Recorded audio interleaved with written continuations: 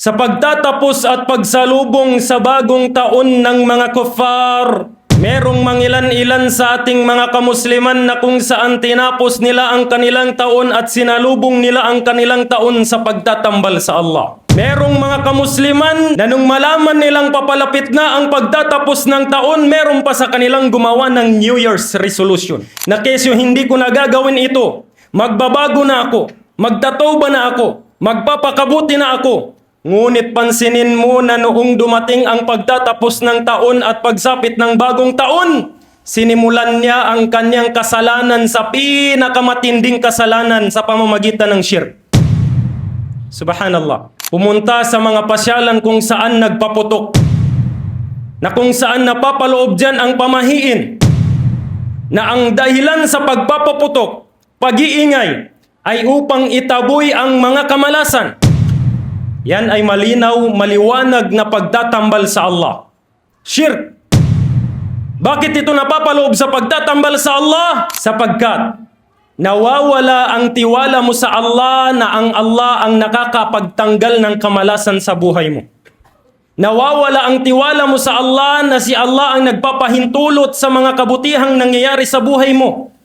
Bagkus ang nangyayari, na ibabaling mo ang paniniwala mo sa turutot, sa paputok, sa kwiti, sa triangle, sa Goodbye Philippines, na doon iyon na magtataboy sa kamalasan ng buhay mo. Subhanallah. Kaya mapapaloob yan sa shirk. Dahil nawala yung tiwala mo sa Allah, doon ka nagtiwala sa mga paputok na yun yung magtataboy ng kamalasan sa buhay mo. Merong mga tao na inumpisahan nila ang kanilang bagong taon sa pamamagitan ng pagtatambal. Tinapos nila ang kanilang pagtatapos ng taon sa kanilang buhay sa pamamagitan ng pagtatambal. Pumunta sa mga pasyalan, nakihalubilo sa mga taong sineselebrate ang mga Diyos-Diyosan. Sapagat natalakay ko na rin kung sino nakakapanood sa ating FB page na walang ibang tinatalak, walang ibang dinadakila sa pagsapit ng bagong taon kundi si Janus, na mga Diyos ng mga Romano.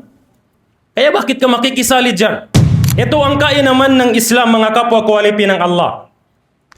Sa Islam, ang paniniwala ng mga Muslim, hindi kailangan ng tagapamagitan ng Diyos. Na kung saan kapag mananalangin ka, idadaan mo ito sa ribulto. Idadaan mo ito sa mga santo. Idadaan mo sa mga kwitis. Idadaan mo sa mga paputok. Sa mga kung ano pa man dyan. Ang Islam, diretso ka dapat sa Diyos. Wala kang dinadaanan. Ultimo kay Propeta Muhammad, bawal mong idaan ang dua mo kay Propeta Muhammad. Ya Rasulullah, naway ganito ako ya Rasulullah, igawad mo sa akin yung ganito. Bawal. Haram. Kapag ikaw ay nagdua, diretso ka sa Allah. Diretso ka sa Diyos. Huwag kang gumamit ng mga tagapamagitan. Dahil ang Allah ay alim. Ganap na nakakabatid, ganap na nakakaalam. Kahit hindi mo pa sinasabi, nandiyan pa lang sa puso mo, umiikot-ikot pa lang sa isip mo, alam na yan ng Allah. Kaya wag ka nang kumuha ng tagapamagitan, mga santo, mga ribulto, hindi mo na kailangan yan. Dumiretso ka sa akin, sabi ng Allah subhanahu wa ta'ala. Yan ang kainaman ng Islam. Yan ang kainaman ng Diyos ng mga Muslim at Diyos ng sanlibutan, hindi lang ng mga Muslim. Alhamdulillahi Rabbil Alamin. Ngayon, mabalik tayo sa mga taong tinapos nila at sinalubong nila ang kanilang mga taon sa pamamagitan ng shirk. Subhanallah. Ito ay nakakalungkot, mga kapwa kuwalipi ng Allah, na marami na sa ating mga ulama na nagsisiltalsikan na ang mga laway, mga ustad, sa pangangaral na bawal ito, pagbebenta ng paputok, o di kaya pagsali sa Christmas, pagsali sa New Year. With all due respect po sa mga Kristiyanong nakakarinig sa amin, wala po kaming problema sa inyo. Ngunit ang tanging binibigyan namin ng paalala sa mga oras at araw na ito ay yung mga kapatiran namin kamusliman na nakikisali sa inyo. Subhanallah. Yan ay pagtatambal sa Allah, na siyang napakalaking kasalanan. Na sa sobrang laking kasalanan na ito, sinabi ng Allah na hindi ka niya papatawarin. Inna Allah la yaghfiru ay yushraka bih, wa yaghfiru ma duna dhalika liman yasha. Hindi tinatanggap ng Allah o hindi papatawarin ng Allah ang mga taong nagtatambal sa Allah, nagsishirk, o di kaya sumusuporta sa pagtatambal sa Allah. Katulad na lamang ng pagbibenta ng mga bagay na maaring makasuporta sa pagsishirk. Subhanallah, naway ilayo tayo ng Allah. Ngunit ganun pa man mga kapwa ko alipin ng Allah. Hindi tayo tumayo dito para hamakin ang mga taong nag-celebrate sa New Year, nag-celebrate sa Christmas, nagbenta ng paputok, nagbenta ng turotot, o kung ano pa man dyan na isinuporta sa shirk. Hindi ganun ang intensyon natin. Bagkus ang hangarin natin sa khutbah na ito mga kapwa ko alipin ng Allah ay upang ipaalala sa atin na ang kapatawaran ng Allah subhanahu wa ta'ala ay walang katapusan. Hanggat ikaw ay nabubuhay, hanggat ikaw ay humihinga, nandyan ang kapatawaran ng Allah subhanahu wa ta'ala. Kahit nagbenta ka ng paputok, kahit sumali ka sa New Year, Christmas, kapag nalaman mo na ito ay masama, magbalik loob ka sa Allah. Astaghfirullah. Mag-istighfar. Upang sa ganun patawarin ka ng Allah subhanahu wa ta'ala at ipangako mo para matanggap ang pagtatawba mo. Merong 3 stages para tanggapin ng Allah ang pagtatawba natin, paghingi natin ng kapatawaran. Una, hindi mo na ito babalikan. Pangalawa, ipangako mo na hindi mo na ito babalikan. Ipangako mo sa sarili mo yan. At ikatlong kondisyon para ganap na tanggapin sa iyo ng Allah ang pagtatawba mo, paghingi mo ng kapatawaran na nagbenta ka ng paputok, sumali ka sa pagsiselebrate sa New Year, para tanggapin ng Allah yung pagsisisi mo na yan, kamuhian mo. Yan ang ikatlong stage. Dapat kamuhian mo. Anong ibig sabihin ng kamuhian? Huwag mong ipangalandakan. Huwag mong ipagsasabi. Huwag mong ipangalandakan na kabilang ka sa mga nagbenta, kabilang ka sa mga nagpaputok, kabilang ka sa nag-celebrate. Huwag mong ipangalandakan. Bagkus kamuhian mo ito. Yan ang stage ng pagtanggap ng tauba ng Allah. Una, hindi mo nababalikan. Pangalawa, ipangako mo na hindi mo nababalikan. Pangatlo, kamuhian mo. Kapag nagawa mo yung 3 na yan, insyaallah, papatawarin ka ng Allah subhanahu wa ta'ala. Insyaallah. Sinabi ng Allah subhanahu wa ta'ala sa Surah At-Taha, verse 82. Ba'da a'udhu billahi minash shaitanir rajim. Wa inni laghaffarun liman tab. Sabi ng Allah, katotohanan na ako ang tumatanggap sa pagsisisi ng mga taong nagsisisi. Kaya magsisi kayo. Kamuhian nyo at ipangako nyo na huwag nyo nang babalikan yan. Huwag mong idahilan na dahil sa hanap buhay, maraming hanap buhay na halal. Hindi yung hanap buhay na haram.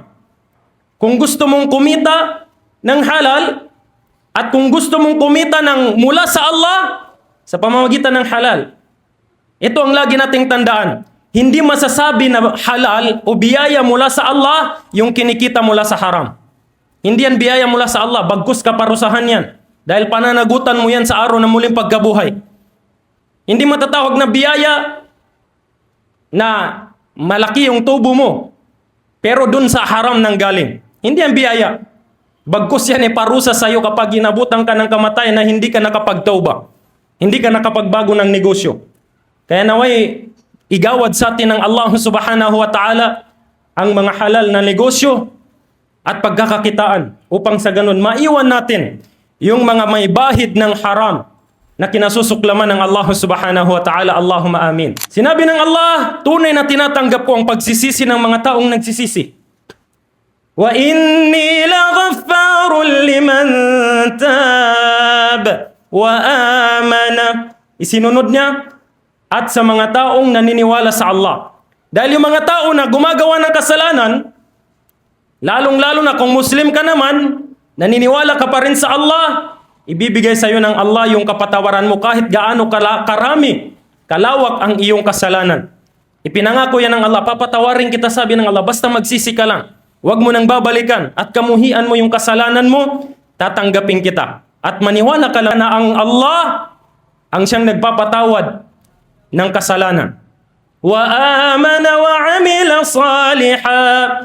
At pagkatapos mong maniwala sa Allah, pagkatapos mong pagsisihan, wa amila saliha, sabi ng Allah, gumawa ka ng kabutihan.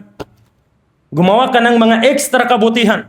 Mga sunna, o di kaya pagbibigay ng ngiti sa kapwa mo, sa kapatid mong Muslim, pasayahin mo ang kapwa mo Muslim sa pamamagitan ng mga salita at gawa. Hindi lamang sa pamamagitan ng pera. Wa inni laghaffarun liman taba wa amana wa amila salihan thumma ihtada.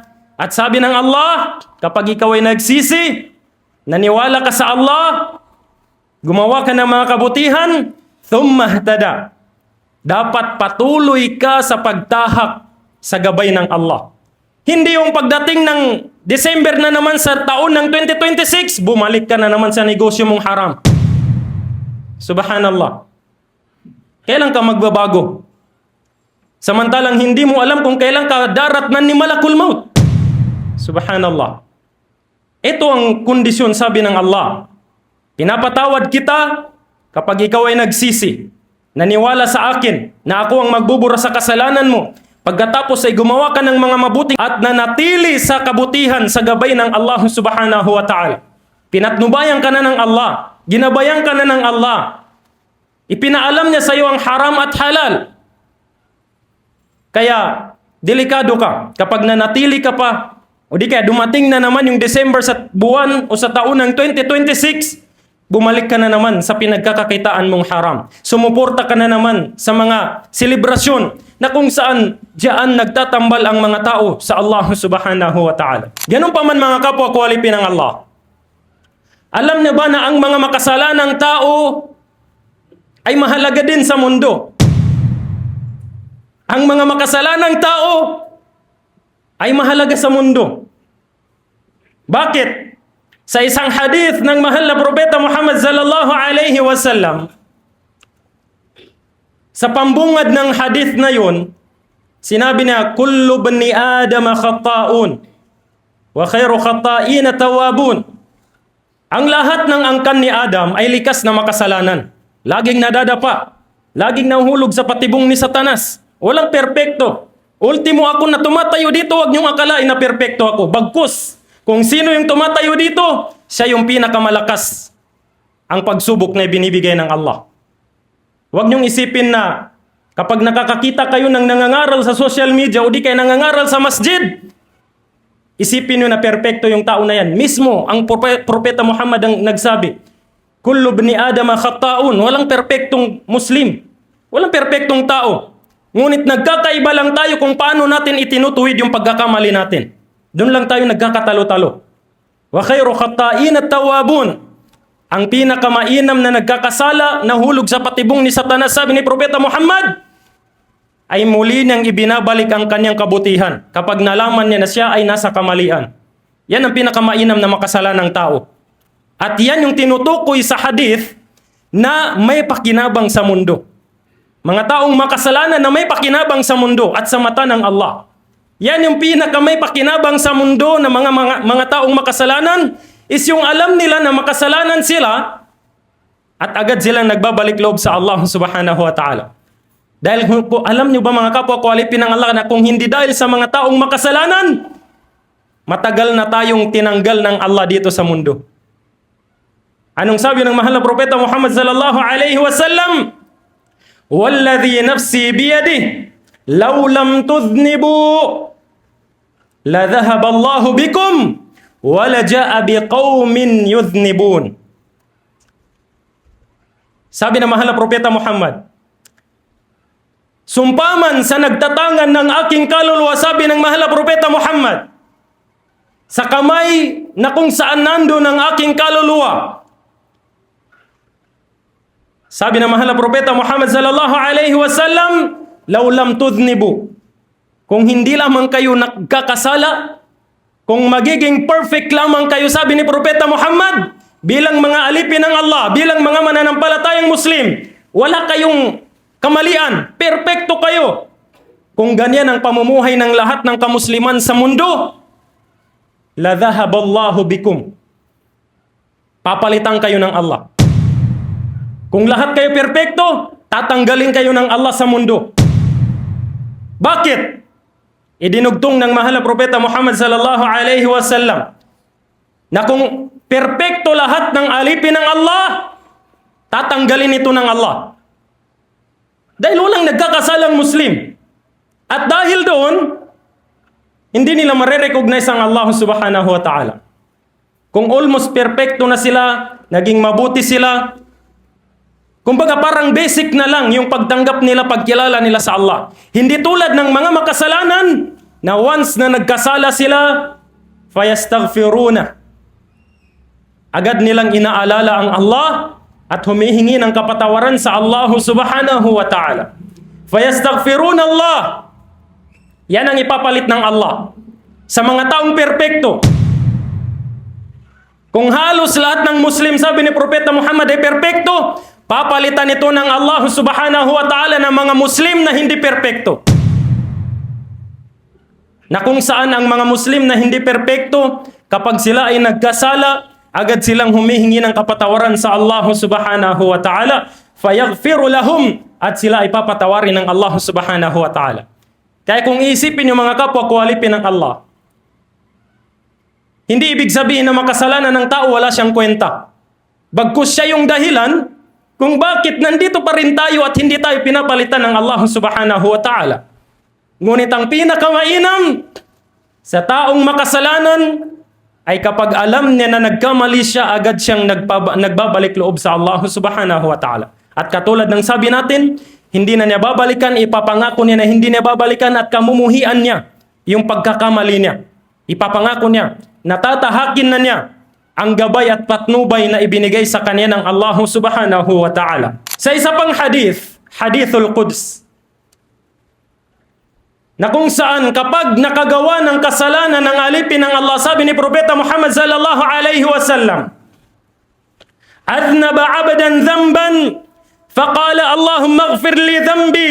فقال تبارك وتعالى أذنب عبدي ذنبا فعلم أن له ربا يغفر الذنب ويأخذ بالذنب ثم عاد فأذنب فقال أي ربي اغفر لي ذنبي. Tatlong beses ito inulit ng Allah na ang kahulugan nito, sabi ni Propeta Muhammad sallallahu alaihi wasallam, kapag nakagawa ng kasalanan ang alipin ng Allah, ngunit kanyang sinabi, "Ighfir li dhanbi ya Allah." Ya Allah, patawarin mo ko sa aking kasalanan. At ang sasabihin ng Allah subhanahu wa ta'ala, ang aking alipin, alam niya na mayroong nagpapatawad sa kanyang kasalanan at yun ay walang iba kundi ako. Ngayon, papatawarin ko siya, sabi ng Allah. At pagkatapos niyang mapatawad at siya ay nagkamali muli at tinawag niya ako, Ighfir li Rabbi. Ya Allah, patawarin mo kung nagkasala na naman ako, ya Allah. Papatawarin ko ulit siya, sabi ng Allah. At pagkatapos ng kapatawaran na yan, sabi ng Allah, mahuhulog na naman siya sa patibong ni Satanas, magkakasala na naman siya. At muli niyang tatawagin ang aking pangalan, Ighfir li dhanbi ya Allah. Ya Allah, patawarin mo kung nagkasala na naman ako, ya Allah. Papatawarin ko pa rin siya, sabi ng Allah. I'mal ma syi't. Gawin mo na kung anong gusto mong gawin dahil papatawarin kita, sabi ng Allah. Subhanallah, tignan niyo kung gaano kamahabagin, kamaawain ng Allah. Gawin niyo na, sabi ng Allah, ang lahat ng gusto niyong gawin. Dahil kapag tinawag niyo ako, papatawarin ko kayo. Anong ibig sabihin niya, mga kapwa ko alipin ng Allah? Ini-encourage ba tayo ng Allah na gumawa ka ng gumawa ng kasalanan dahil papatawarin kita? Pwedeng ganun. Ngunit ang hangarin dyan ng Allah subhanahu wa ta'ala ay hindi kanya ini-encourage na gumawa ng kasalanan. Bagkus ipinapaalam sa iyo ng Allah na sa tuwing magkakamali ka, agad kang magbalik loob. Dahil kapag nagbalik loob ka agad, ay yung kasalanan mo, yung pagkakamali mo, papalitan nyo ng Allah. Buburahin nyo ng Allah at gagawin niyang gantimpala sa iyo. Anong sabi ng mahal na Propeta Muhammad sallallahu alaihi wasallam? "Idza amilta sayyi'atan fa'atbi'ha hasanatan tamhuha." Kapag nakagawa ka ng isang kasalanan at na-realize mo na ito ay kasalanan, ito ay hindi kinalulugdan ng Allah, agad kang mag-isip ng isang kabutihan na ipapalit mo doon. Dahil tamhuha, mabubura nito, sabi ng mahal na Propeta Muhammad sallallahu alaihi wasallam, yung kasalanan na yun.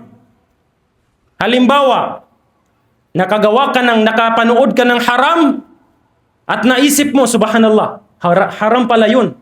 Nasusuklam pala ang Allah subhanahu wa ta'ala dun, mag-isip ka kaagad ng solusyon na yun ay mabura. Yan ang kainaman ng agad na pagbabalik loob sa Allah at paghingi ng kapatawaran sa Allah. Agad binubura ng Allah ang iyong mga kasalanan kapag gumawa ka agad ng kabutihan. Yan ang itatak natin sa puso't isipan natin, mga kapwa kawalipin ng Allah. Kaya sa mga makasalanan, ipinanawagan ng Allah na huwag silang mawalan ng pag-asa sa habag at awa ng Allah. Sabi ng Allah subhanahu wa ta'ala sa surah Az-Zumar, قُلْ يَا عِبَادِيَ الَّذِينَ أَسْرَفُوا عَلَىٰ أَنفُسِهِمْ لَا تَقْنَطُوا مِنْ رَحْمَةِ اللَّهِ إِنَّ اللَّهَ يَغْفِرُ الذُّنُوبَ جَمِيعًا إِنَّهُ هُوَ الْغَفُورُ الرَّحِيمُ. Sabi ng Allah, o kayong aking mga alipin, na nadaya nila ang kanilang mga sarili, nagbenta ng mga paputok, turutot, kwitis, o nag-celebrate sa New Year. Huwag kayong mawala ng pag-asa sa habag at awa ng Allah na kayo ay patawarin ng Allah. Sapagkat ang Allah, inna Allah yaghfiru dhunuba jami'a. Kayo ay pinapatawad ng Allah. Kahit shirk, kahit pagtatambal sa Allah, pinapatawad yan ng Allah subhanahu wa ta'ala. Ultimo, sinabi ng Allah, bagkus sinabi ng Allah, ganun pa man na sinabi ng Allah na hindi napapatawarin ng mga nagtambal sa Allah. Ngunit dahil sa aya na ito, inna Allah yaghfiru dhunuba jami'a, pinapatawad ng Allah ang lahat ng kasalanan, walang exemption ang sinabi dito ng Allah. Kaya ultimo ang shirk, basta pagsisihan mo at ipangako mong hindi mo nababalikan ito at kamuhian mo, insyaallah, igagawad sa iyo ng Allah subhanahu wa ta'ala ang kanyang kapatawaran. Wa aqulu qawli hadha fastaghfirullaha li wa lakum wa lisairil muslimina min kulli dhanbin fastaghfiruhu innahu huwal ghafurur rahim. Bilang panghuli, mga kapwa kawalipin ng Allah subhanahu wa ta'ala, kinakailangan na katulad ng sabi natin, kung kabilang ka sa mga nagtinda ng mga isinusuporta sa shirk, o di kaya kabilang ka sa mga nag-celebrate sa New Year o sa Christmas, sa year-end party, kinakailangan na pagsisihan mo ito ngayon at ihingi ng kapatawaran sa Allah subhanahu wa ta'ala. O kung ikaw ay magulang na mayroong anak na sumali sa Christmas party, na ikaw pa mismo yung bumili ng pang-Christmas gift, humingi ka ng kapatawaran sa Allah. Dahil inaantay ka ng Allah. Nag-aabang lamang ang Allah subhanahu wa ta'ala na tawagin natin siya. Tulad ng hadithul Qudsi kanina, na kung saan paulit-ulit na magkakasala ang kanyang alipin, ngunit paulit-ulit din itong pagbibigyan ng Allah, patatawarin ng Allah. Ngunit ang problema dito ay kung paulit-ulit kang pinatawad ng Allah, paulit-ulit ka rin sa paggawa ng mga kasalanang paulit-ulit mong ginagawa. Yun ang pinaka-problema. At ang pinaka-problema dyan, kapag dyan kadatnan ng kamatayan. Al-mautu baghtatan. Yan ang hindi mo inaakala. Libo-libo na sa mga tao na namatay na hindi natin alam na napakalakas. Nasurpresa tayo dahil na maalam. Inatake sa puso. O ano pa man dyan na nangyari sa kanya.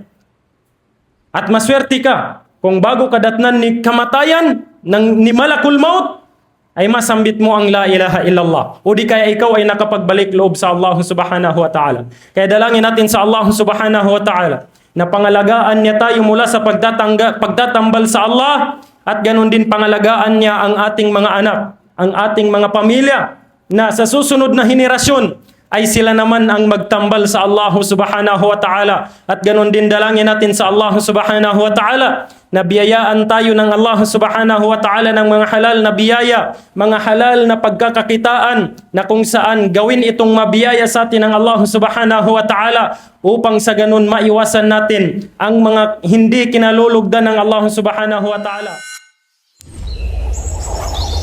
محمد كان علم كليبس.